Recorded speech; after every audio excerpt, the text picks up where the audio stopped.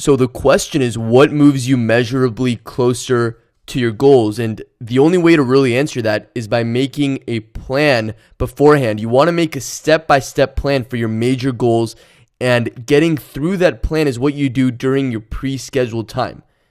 And something else that's really important is you want to make sure that everything on that plan is really getting you measurably closer, because a lot of the time we put steps on there that don't move us in a straight line forward, but they move us just a little bit forward, but a lot to the left or the right, just tangentially, so to speak.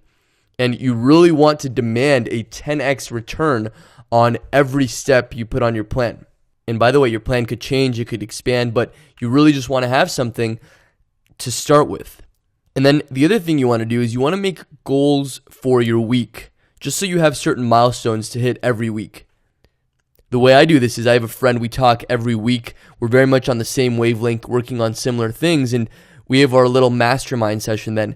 And at the end of it, we share our goals for the week. So that's the time that I set my goals for the week and write it down.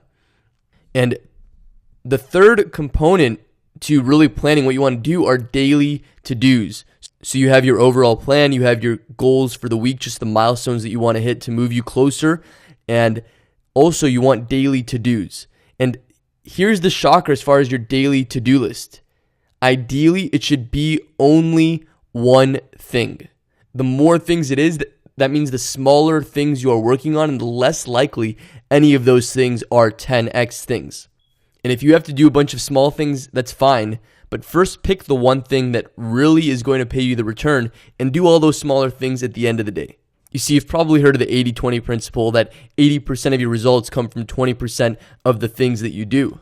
But you could even take that further and just demand, what is the one thing that I can do today that will give me the biggest return? You see, Gary Keller talks about this in his book, The One Thing, and he says to ask yourself, what's the one thing I could do such that doing it will make everything else unnecessary? Or another way you can ask yourself the same thing is, what's the one thing I could do such that doing it will give me the highest return for the time invested? That really is the question to determine what is on your quote-unquote to-do list.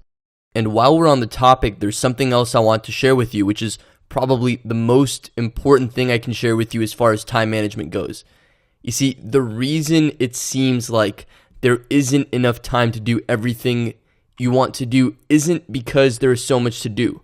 The reality is that time management could be so easy that you would have too much free time you wouldn't know what to do with. So why does it seem like there is never enough time to do the things you want to do? And ironically, the answer is laziness or avoidance of fear. It's like Robert Kiyosaki, the #1 New York Times bestselling author, said. He said that staying busy is laziness because you stay busy to avoid something you don't want to face.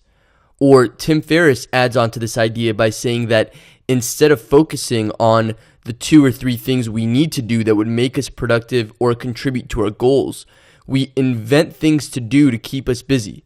So busy that there isn't enough time left for those 2 or 3 things we should do, the things you don't want to face. The solution then, according to Tim Ferriss, is to ask yourself frequently, am I inventing things to do to avoid the important? Or as Randy Pausch, the famous professor at Carnegie Mellon, said in his lecture on time management, asking yourself, do I really need to do this? You want to catch yourself avoiding the important and stop being lazy, and you'll create way more free time and get way more done. So when it comes to making a plan, when it comes to your weekly goals and your daily to-do list, I want you to keep this in mind. I really want you to think about what are the 2 or 3 things that will really contribute, that will move me in a straight line toward my goals. And also keep in mind that often these things push us out of our comfort zone. They're uncomfortable. They're things that we might fail at. And that's why we don't want to face them. But if you really want to be productive, if you really want to achieve your goals, not only in the shortest amount of time possible, but maybe ever, then you're going to have to face these things. So you really want to keep this in mind when making your plans. So really think about this and really try to organize what you work on by first having plans, having week goals, and also having daily to-dos, and ideally focusing on only one and if need be two things.